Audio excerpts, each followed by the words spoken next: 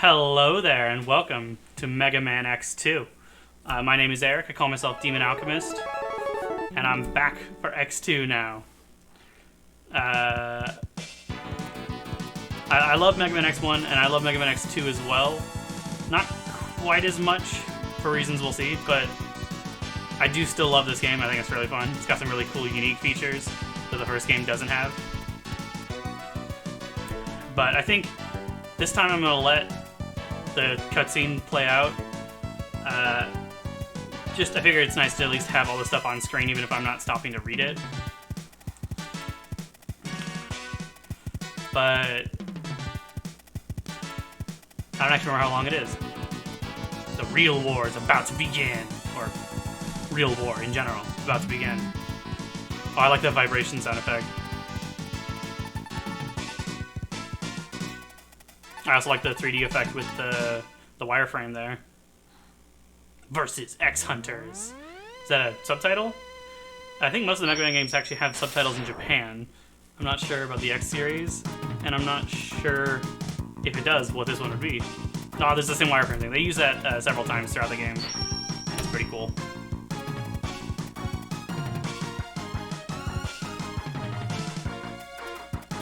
Doo-doo-doo. Okay.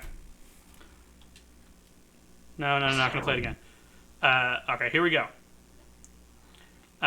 This intro stage isn't quite as cool as Central Highway. Still pretty cool, and the music's pretty great. There's the green biker dude that some fans like for some reason. Alright, here we go. It's great to start the game with the dash. It's really weird that he dies in one charge shot. But it's so nice to start the game with the dash. It's again part of why it's so weird in the first game to start without it. But I like all these little screw enemies. These wall spiral things, screw things. And these flying robots. I don't know. I'm excited to get started next too, because this game's really fun.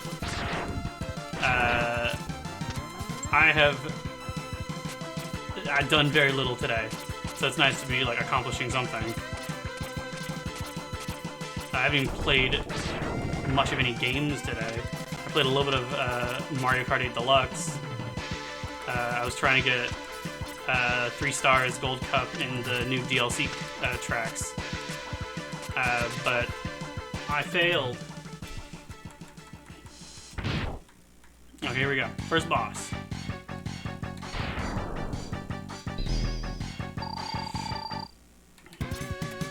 Oh, god damn it. There's an achievement you get in the collection, actually, for beating this boss without taking a hit. And while the boss isn't exactly hard to beat, I find it to be very difficult to beat without taking a single hit. He goes down in just 4 charge shots, so he's not too bad, but he's gigantic. So completely avoiding hits, I've found, is very hard. I don't know if I've ever actually done it on like PS4 or on Steam. I don't think I've ever done the original. Oh, no. Of course I haven't. I don't even own this game originally. What am I talking about? I first played this game on the Mega Man X collection on the PS2, which didn't come out in Japan. And it's not like a great collection. It's got some problems. It's nowhere near as good of performance as the Legacy collections are. I like the save screen's just slightly different from the first game. Different colors. Everything's just slightly different. Now, okay. While I have a set order I go in the first game, in the second game, that's not true. I usually do one of a few first, and I'm debating. Because it matters what order you go in, because there's a thing you have to accomplish before you beat all the Mavericks if you actually want to get the best ending. So I'm debating here. Wheelgator's a good place to start, but Crystal Snail's also not bad. I'm gonna start Wheelgator. His weapon's really useful. And I think the fight with him is actually easier without his weakness than with it. Oh, he looks cool. Oh, I really like all the Maverick designs in the series. They like get progressively cheesier. Kind of. The styles change, so it's up to sort of interpretation.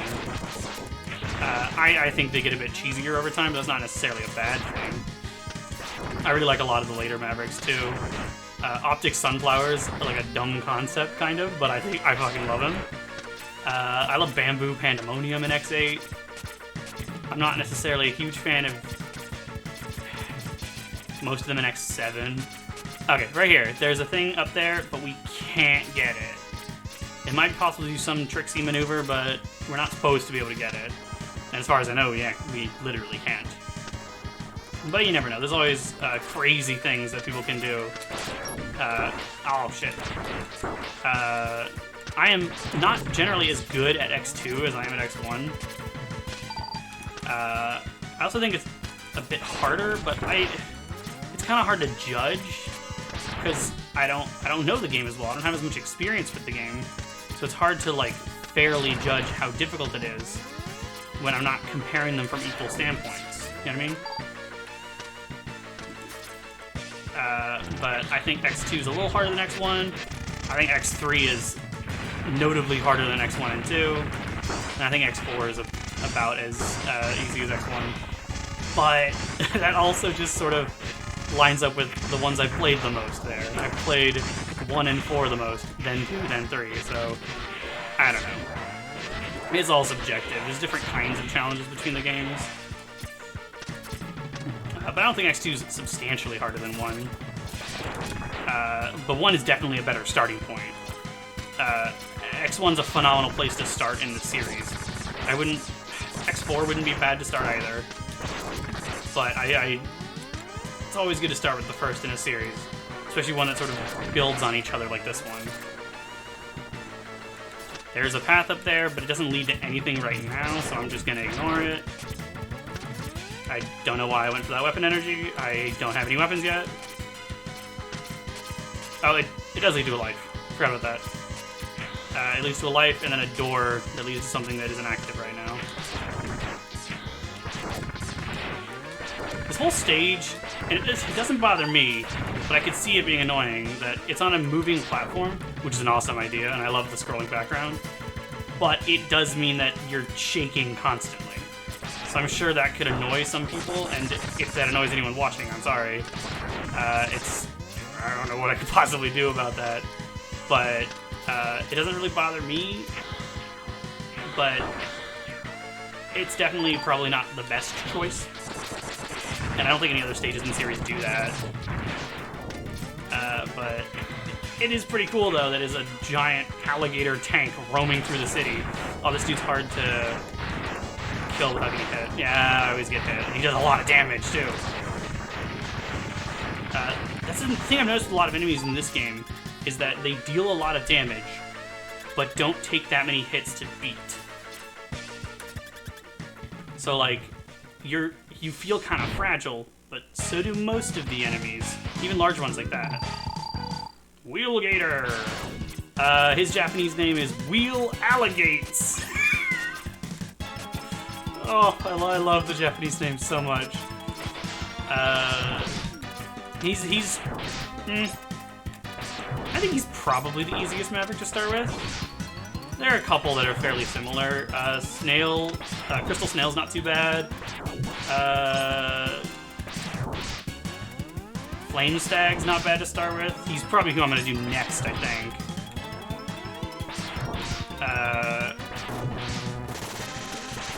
But I'm trying to think of the other ones. I don't recommend starting with Flame Moth. I really don't recommend starting with Magna Centipede. I think he's one of the hardest ones to go to without his weakness. Sonic Ostrich, I don't generally fight without his weakness, but I think he's pretty hard. But after you beat the second Maverick, something's going to happen that's going to kind of throw things off. Or at least if you want to get the good ending. And then it kind of throws off your planning. So I recommend picking the first two that you do pretty carefully. Of course, you can't really do that if it's your first time playing. In which case, I kind of just recommend going for it and just trying to figure stuff out, not worrying about getting the good ending the first time. And I'll explain how that works in a sec after I beat the second one. But Wire Sponge is also not a bad one to do second, but I am going to do Flame Stag. Trying to think for a second where you get all the upgrades. Yeah, I'm going to do Flame Stag first. Or second, rather. Flame Stag's cool.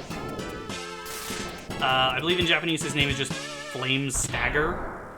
So it's just like Spark Mandrill to Spark Mandriller, which became Spark Mandrill here. They just cut it to make it the name of the animal. Which, generally I'm okay with.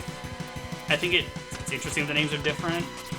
I think it's, if I were to guess, it's probably just because whatever localizing team made the decision probably just thought that the names sounded kind of dumb. Which, like, they do, but that's not really a bad thing. They're really kind of fun names. That was absolutely not worth it. What I want to do is bring him... If he's going to come down here... Is he going to come down? He should. Yeah, he'll respawn because I haven't killed him yet. As soon as he hits one of those, like, just thin walls, he destroys himself. Which is weird, because he can hit the normal walls just fine, but when he breaks the little walls, then that kills him. I don't quite get the logic there, but whatever. This part. That life is great and all, but it's not worth going for. It is absolutely a beginner's trap. It can be kind of hard to get that heart without taking a hit. Oh, but I got it, and I want to go left to get this. You can actually shoot these fireballs to break them? Yeah. To time it really well, but it doesn't do anything. I just think it's interesting when you can do that. They're like treated as actual projectiles, even though they don't damage you. Ah, ow. I wanted to demonstrate something. Is he not gonna respawn? He should. Ow. There's another thing up here that's not active, the same thing as in the first stage. Wheel Alligator. Wheel Alligate. There we go. Oh, the life fills so much. Feels like the health refills fill more in this game than the first. But I think it's probably just that I'm used to having more health than this. That felt like that filled a lot. Ow. This is another part that can be kind of hard to get through without taking a hit. Because as soon as the flame dude touches these gas pipes, I don't know why they're spewing, actually. Not sure the logic of that either. A lot of these stages aren't exactly built with, like, real-world logic as far as construction goes. They're just kind of weird, fun ideas. And that's fine. But here we are at the end of the stage. Like I said, Flame Stag, either way, whatever, is a fine starting point. He can be kind of tricky to dodge. Nah. It's pretty easy to mess up the timing on it, because he just jumps back and forth. A lot like Sigma's second, or I guess Sigma's first form. The second fight after Belgarder in the first game. Ooh, I am not doing great right now. It can be easy to misjudge where he's gonna jump. God. Like I said, I am not as good at this game as I am the first one. I am going to... Ooh, I don't have any. That's rough. Yeah, what you want to do is that. Because he jumps as soon as he goes to the wall, go up. It changes a bit when he becomes blue fire, but this is pretty much a winning strategy as long as you don't shoot the wrong direction. Except I forgot that the blue fire goes up the wall. Did I not do that the first time, or did I just not notice? I really, like, I've played X2 a lot, but I don't know it as well as the first game.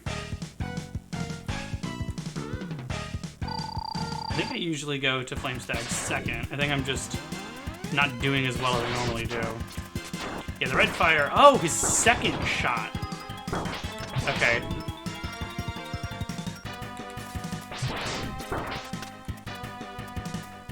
Yeah, I don't know this fight as well as I thought I did. Oh. I might want to make a detour, actually. Yeah, I'm not doing well here. I got a sub-tank and a heart tank, so it's not a complete loss. That's probably a decent strategy.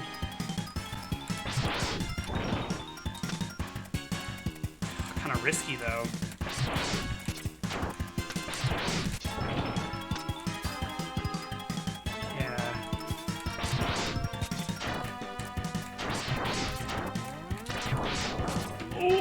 Whoa. Oh, that was so close. Oh my god. Man. Right down to the wire. I'm pretty sure all of his hits do at least 2 damage, so that was real close. God dang, man. But now that we've beaten 2, there's gonna be some intrigue. I guess I'm spoiling it slightly by the wallpaper I have turned on right now, but it's fine, it's fine. Speed burner. I didn't comment on the spin wheel? What's it called? I don't remember now. But it's not super useful. The wheel burner is pretty good.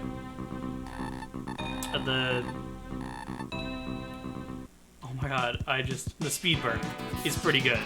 Its charge is pretty good too. We don't have the arm parts yet, so I can't show that. Group of Mavericks called the X-Hunters. Now, yeah, they're named in order from top to bottom on that right side. They are Violin, Agile, and Surgis.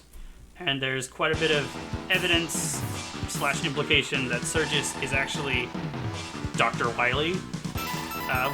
One is just the fact that he looks like Dr. Wily. He's very clearly designed after Dr. Wily. I don't remember if there's like conclusive proof that he is, but that's always what I've thought. And that at least totally feels like how it's meant to be. But okay, now that we have these 2 weapons, this helps get some of the other upgrades. And basically what I want to do right now is I want to go through and beat all 3 of the X-Hunters before I move on to the next Maverick. And the reason for that is because as you defeat more and more Mavericks, they will start to disappear. And once at least one of them disappears without being beaten, you can no longer get the good ending. So you have to kill all 3 of them to get the good ending. And I think I'll go... Fire Sponge would have been good, but I think I'll go to Overdrive Ostrich stage. That way I can hopefully kill one of the 3. I didn't see which one went there. And there's 2 upgrades I can get in this level. Assuming I don't mess up the first one. Overdrive Ostrich's weakness is Crystal Snail's weapon. But I'm not even going to try to beat him. I'm just going to, even assuming I get both items and I beat the boss, the X-Hunter, I'm just going to kill myself. Because I don't want to risk running out, and I don't remember exactly when they start disappearing. I don't remember if you beat the 3rd one without beating at least one of them, if that is already it or not. So I'm just going to go ahead and be careful. But yeah, these side areas that I mentioned in the first 2 levels but didn't go to, each lead to a door that will unlock and be the X-Hunter if they're present in a stage. And they move between stages each time you exit a level. Violin is not great. He uses the Ray Splasher from X3. Violin is probably the hardest of the 3. Well, it depends. He's very random with the way he attacks. Sometimes he'll hit you a lot, and sometimes he won't hit you. He got me there. Oof. He's right near the beginning, though, so it's not too bad to try again. And assuming I can kill this dude without getting hit. Yeah, it's a chance to refill my sub-tank a little bit. For one little unit. Great. But yeah, this is how the spin wheel, yeah, it is called spin wheel, works. You just flop it down, it goes along, it'll bounce, and it tears through certain walls. I'm not going to use the sub-tank unless I get close to beating him, or until I have it full.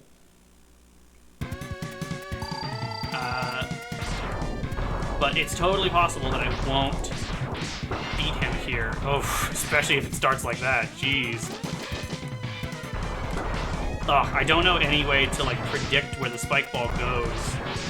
I found the best thing to do is just sort of sit still.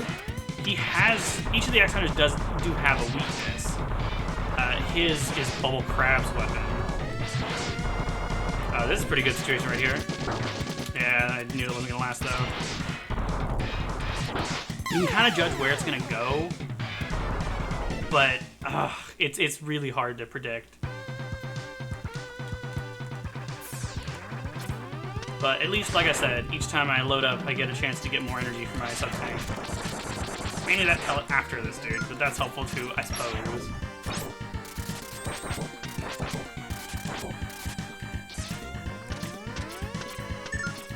What am I at now? Mostly full. So if I get low, I will definitely use it. The thing is, I have so little health, so like the sub-tank doesn't have to be full to fully restore my health. I want to think about that. I think getting close to him is a good idea, because I think it's less common for him to do a straight attack through him with the spike ball. But of course, he does the Ray Splasher, which obviously is not literally that weapon, but it looks like it, is why I think of it. Ooh, this could be good. Oh, not as good as I'd like.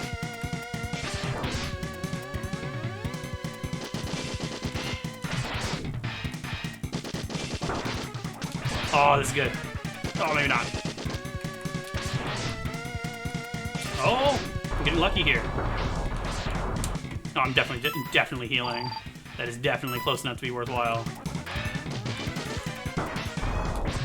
Oh, there we go! Nice, nice. They can be tricky to get without their weaknesses. His weakness, I don't actually think is that helpful against him. Honestly, all three of them, I think, are not substantially easier with their weakness. Which is why it's fine that I didn't get any of their weaknesses in this set, but I still intend to go through them all first before moving on to the next Maverick. Okay. This is the first game in the series to have this sort of bike segment. Unless I'm really forgetting something in the first game, but yeah.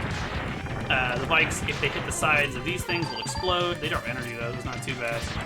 But you need to hang on to a bike for a later thing. Right here, but okay. So I need to head back to get another bike, because it will respawn. There's a specific spot where they respawn. Right here. Him being behind me is kind of annoying though. But you can boost. Oh. I'm going to start that. I don't fully understand how to do it, because it seems like if you boost the whole time, you don't make it. And if you boost right at the end, you don't necessarily seem to make it. I haven't actually found a consistent strategy. Yeah.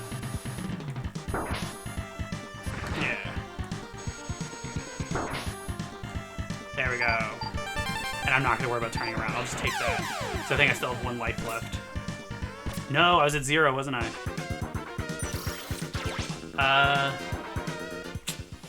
I missed one collectible in there, and I'm debating whether or not to go back. Oof, if you went back to it, I definitely would. I'm gonna do this first, actually. Because there are also 2 upgrades slash items I can get in this stage. Wire sponges. Which I think... Sea sponges aren't animals, right? So I think this is the first Maverick not based on an animal. Maybe sea sponges are animals. Honestly, I can't remember now. I'm not a marine biologist.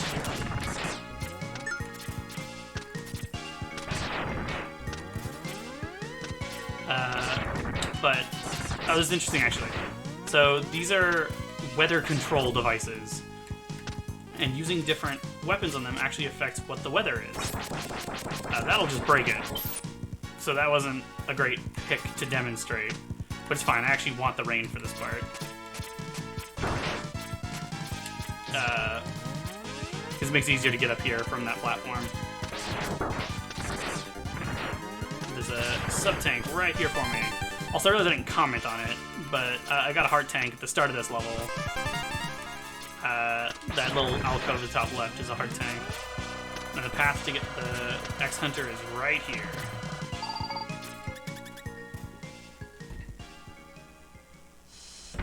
And I believe it's Violin? Yeah, Violin. I always seem to fight him here. I don't know if they have, like, preferred stages or anything. For him, I recommend jumping up, jumping to the other side. If you're on the ground when he attacks, he'll do it too low for you to dodge unless you dash. You can dash under it. So I recommend going high. It can be difficult to time this. He goes very fast. Which is why he's called agile, because he moves around a lot. Oof, I jumped one too many times there. Oof. Damn. Okay, and unfortunately that will bring you back to the beginning of the stage, because it's right before the checkpoint. But that's fine. This way I can demonstrate the ball. So your X-Buster doesn't do anything but destroy it. And I'll actually demonstrate the next one. And that's because the only weapon I have that affects it is fire.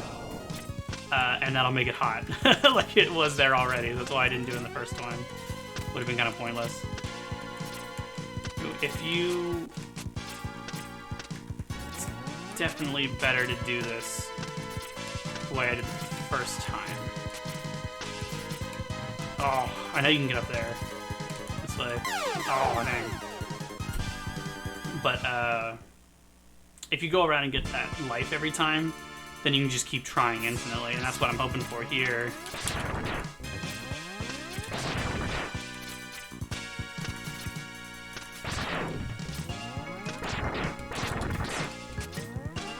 But it's nice to be back to recording. It's the first time I've recorded 2 videos of any kind of length within a few days of each other. But yeah, I like to get this life each time. Usually it doesn't take me more than a few tries. Usually I don't do that. Usually I'm a little bit better than this. I'm not nearly as good at this game as I am in the first one, but I'm usually a bit better than this.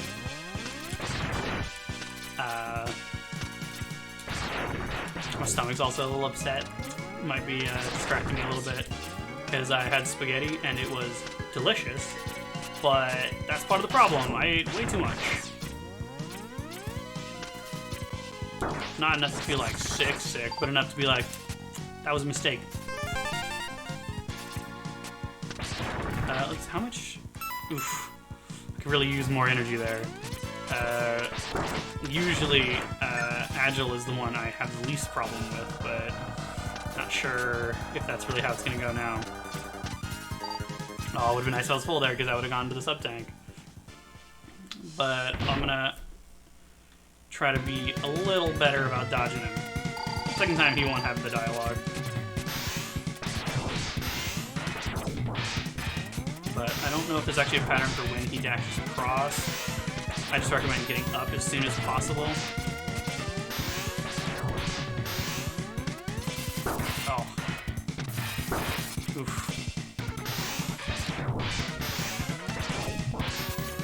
Oof, but don't jump too much, because then you won't be able to get back up. You can sort of get in just a rhythm with it.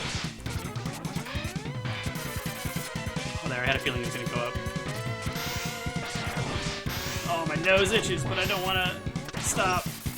I'm focused.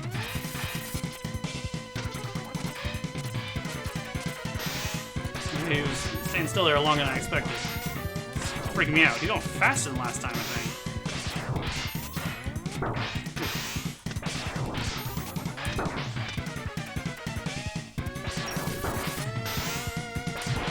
Oh, I was gonna try to demonstrate that you can dash underneath his normal attack, but it's fine. I got him. You'll never live to see Zero. Yeah, so basically your goal in this game is to beat them, collect Zero's parts, and rebuild him, which is kind of wild.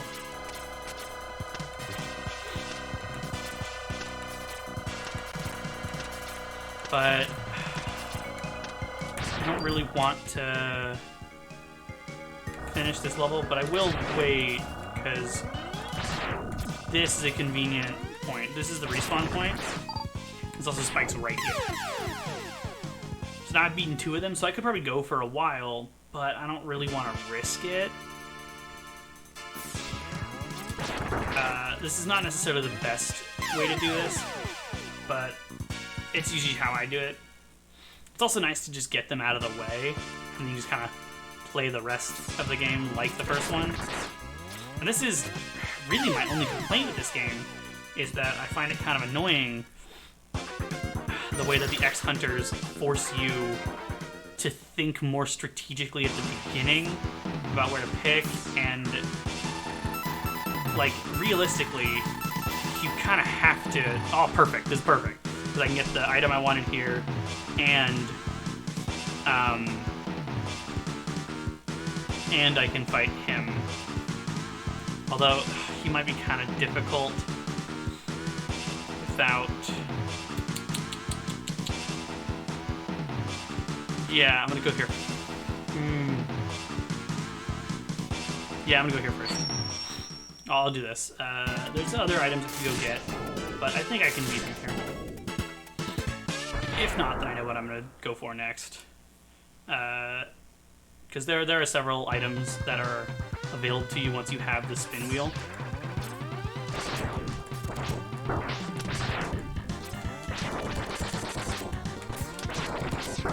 Oh. I would like to be full here, because I think Surgis might be the hardest. Surgis and Violin are hard in different ways. Violin's just really unpredictable. Surgis, it takes a while to beat him without his weakness. And you gotta be pretty precise about dodging, but there's not really any random element to it.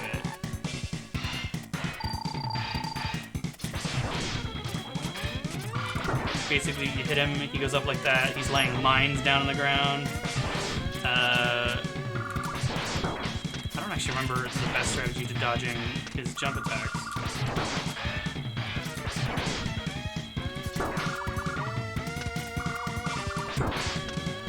I'm doing okay, actually. Oh, I could have done better there, though. I'm not doing too bad, though. He's not too bad. I think Violin's definitely more annoying than him. Of course, now that I say that... Oh, now that I say that, then I'm fucking up. Yeah, there we go. Nice, nice, nice. So now, obviously, I'm just gonna go... Now that I've gotten all 3 of those, I'm no longer gonna be stopping short. I might have kind of a hard time beating Overdrive Ostrich. But worst case scenario, I fail to him, and then move on in more or less weakness order.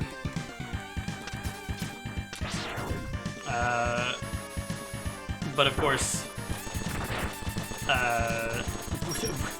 Spin Wheel and Speed Burner aren't next to each other in the weakness order. So I'll have 2 choices for a little bit. I'll have 2 choices each time for a little bit. Yeah, that's fine. Oh! Of course, I die right before the checkpoint. Oh, I forgot. This stage actually has 2 checkpoints. There's one right here in case you fall on the bike section, and there's one right after the end of the bike section where I blew up the first time.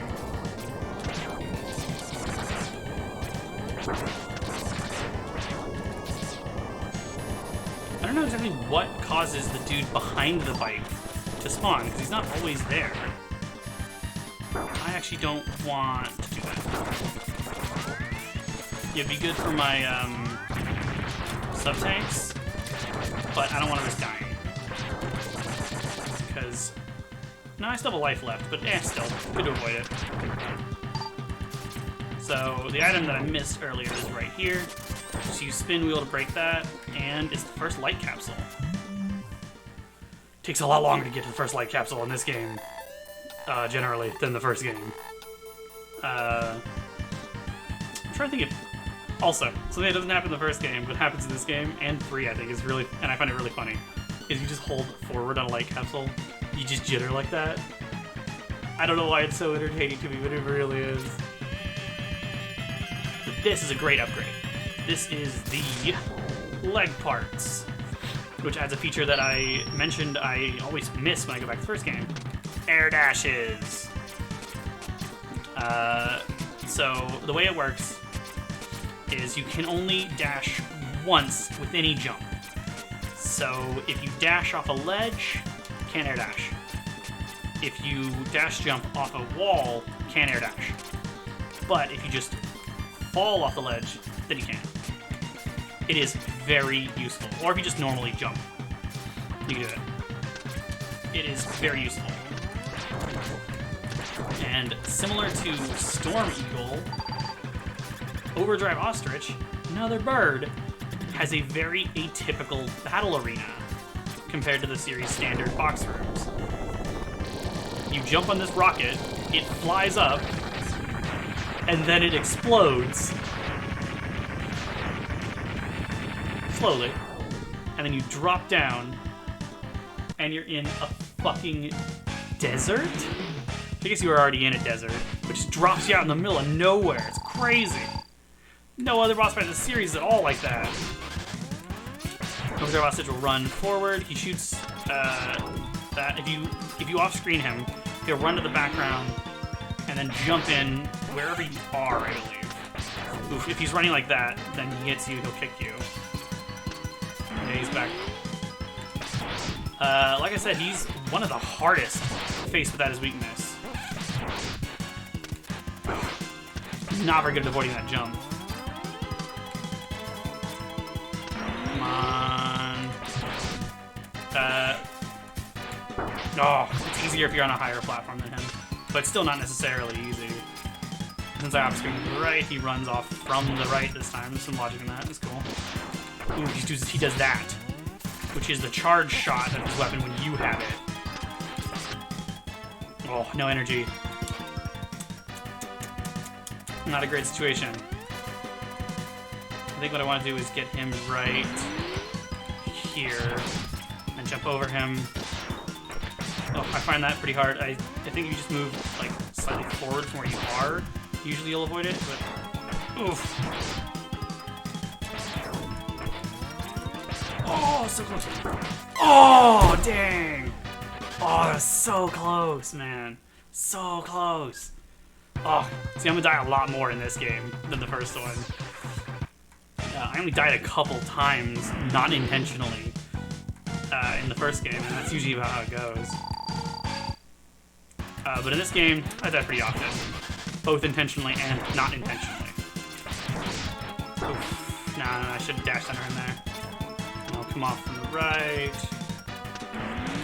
I also am going to need to focus more on boss fights in this game, so I might not, might be a little quieter in fights than the first game.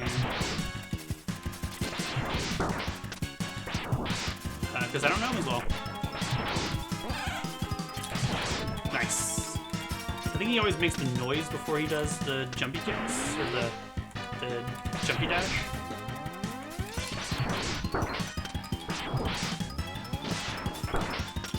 Oh, I can dodge better than that.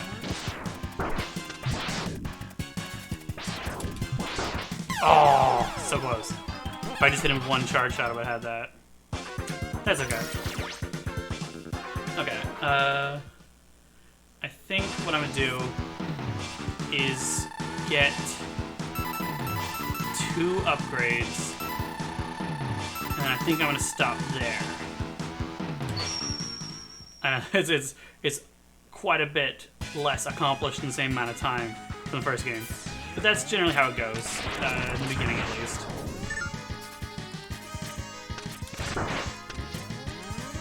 So the upgrade that I missed in, as you saw, the upgrade that I missed in the Alligator stage, the first one, is right here.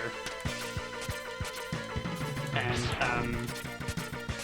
as far as I know, the only, well, there's, yeah, as far as I know, the only way to get there is to do an air dash, which is better than that. You just, I mean, like, this can be a little tricky. It's a pretty small space. You gotta jump, like, oh, I was almost there. You gotta jump higher than the ledge over there on the left, but lower than the right ceiling, which can be pretty tricky. Although, you can also just do that, which is totally more reliable. I don't know why I didn't think to do that first. And this is our second light capsule as he freaks out because he's going back and forth. Which I realize might look kind of weird in the recording. But, I don't know. The sub-tank glitch from the first game didn't look as weird as I expected, so not sure. Maybe the setup I'm using with OBS doesn't tend to have the sort of flickering issues that I have had before, that I've seen before. But the arm parts in this game, different from the first game.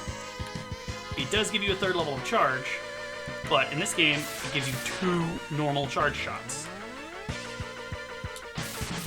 If you just charge up to purple immediately, there's no visual indicator for it like there is in the next game. But if you let go immediately upon hitting purple, you'll do a weak charge shot and then a big one.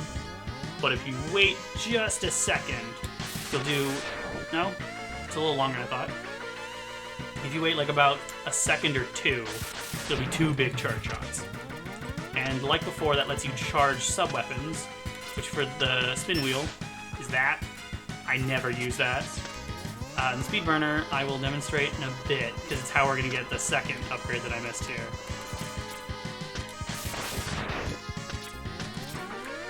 It's fine, I'm not going to get that.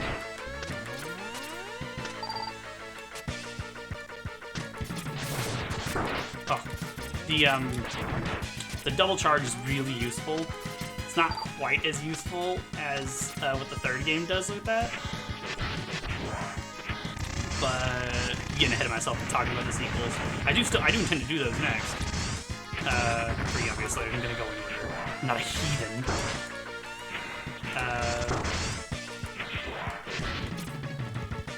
But okay, so I didn't even comment on this new passive before, but the way to get this is with the speed burner.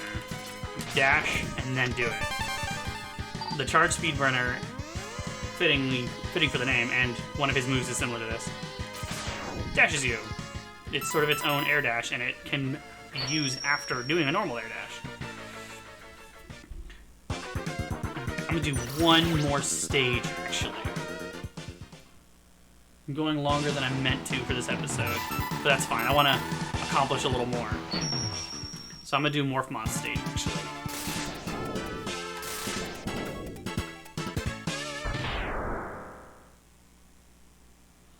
Morph Moth is doable without his weakness, but I wouldn't really recommend it. He's much easier with it. There is an upgrade right near the beginning here, but you can't get it without Crystal Snail's ability. So I'll be coming back for that. But right here is a very useful upgrade.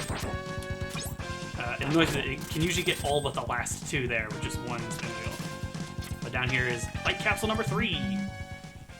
The one that I'm getting last is really weird because I used to get that one first. But since I've been doing different stages first recently than I used to. But this is the body parts. In addition to, I believe it still halves the damage you take. It also gives you an attack in this game. I mentioned that the first game didn't, because most of the sequels do. I think all of them, unless I'm forgetting something. But the Giga Attack is a attack that charges up as you take damage, and then using it is a screen kill. It works exactly the way it looked there. Mega Man X will rise up into the air and do a big attack that'll damage everything on screen. And it's really useful.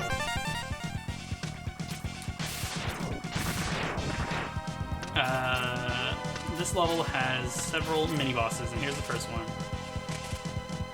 It's two of the same mini-boss. The little scorpion face-hugger kind of thing leaps inside the robot, brings it to life. His chest is the weakness, and then when you kill him, the actual enemy will jump out. You gotta kill him quickly. Oh, you can get him before he'll get another robot, but it can be kind of tough unless you already have like a good charge set up when he pops out. And if you have a fully charged shot, it will hit the chest from ground level, so you don't have to jump like you might think, given the way it looks. But the hitboxes are pretty big on the charge shots. I don't know if it's actually different than the charge shot in the first game, but they certainly look bigger at least. To the right there is this level's mini-boss door. Nice, okay, good. I wanted that so I could get these. Wanted to have full health, so when I got those, it would contribute to my sub-tank. There's a lot of life energy. Stream out. These spikes don't kill you in one shot, thankfully. Still cost me some sub-tank energy there, but it's fine. Once you have the body parts, the game becomes much easier. And often I go for that first, but I didn't really want to start this level and kill myself again, since I did that in Over There Hostages stage, or Fire Sponges stage.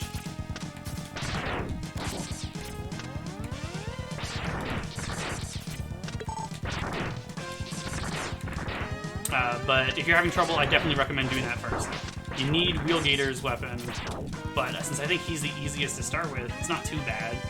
Just grab Wheelgator's weapon from him, and then come to Morphmoth stage and get the body parts. I screwed that up, but it makes the game so much easier.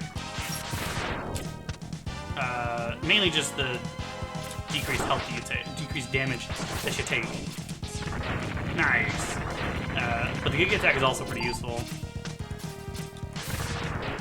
In particular, in a later boss fight that I will show, which becomes much easier if you use it. It's not just less damage you have to deal. It makes a pretty big difference, actually. I'm gonna go and keep this charge. No, I'll switch to Speedburner, because the charge Speedburner attack is pretty good for this boss. Morphmoth is a unique fight. As you can tell, he doesn't look the way he does on the stage select. Quite fittingly for a moth, he actually transforms.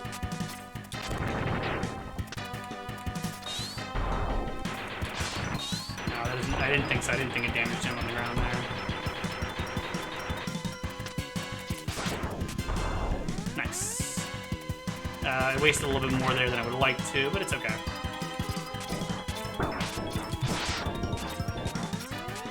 Morphmoth is very weak to his weakness, and that charge shot does great damage against him.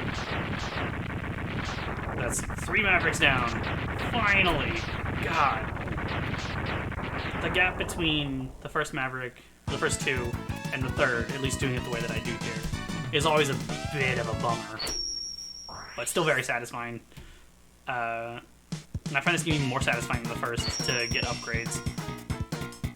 I think it's because it's harder, normally, so I feel the change more compared to the first game.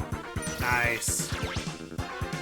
But so I think that's where I'm going to stop for this part. And then the next episode, depending on how long it takes, we might just go through all of the remaining Mavericks. But that'll be for next episode. So, thanks for watching, and I'll see you then.